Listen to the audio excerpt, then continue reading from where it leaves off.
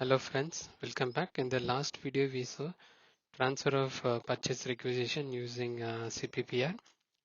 So in continuation with that, today we are going to see creation of RFX from the sourcing cockpit. So log into your SRM portal system and go to purchasing tab, and then you select purchasing, then click on carry out sourcing. So this will open up your another window where you will get an option for selecting PR. Enter the PR number and search. So you can see the details of the PR, which PR in SRM it is created as a shopping cart. So the details of the shopping cart which is created using PR you can verify by scrolling to your right.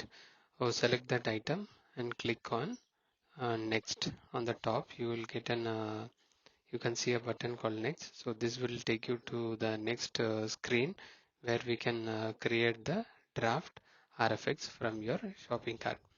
So this is the next screen where you can see a button called create draft and click on RFX. So this is the draft screen of pre-draft screen where you can select the transaction type and verify your details of the shopping cart like material, code, description, quantity, etc., unit of measure, net price, gross price, currency, etc., and then click on transaction type, then select that item. On the top you will see process selected draft, so click on that button. So once you click on that, in the background RFX will be created in your SRM system. So the RFX number 811214 is created. So click that hyperlink. So this will open the created RFX, which will be in the draft state, nothing but in saved state. So now you can click on edit RFX to process this RFX. In the top and the indent area you can see a button edit.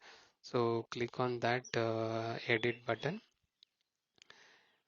After clicking on that edit, system will open up the RFX in edit mode. Yeah, so you can click on that edit button.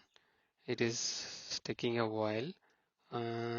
Yeah, so it is opened up in edit mode. So here you can fill up all the mandatory information. For example, the submission deadline of the RFX, what is the price opening date, what will be the technical opening date, and then on the right side you can see tender fee information, and then the EMD information, etc. So all this information should be filled before you publish the RFX.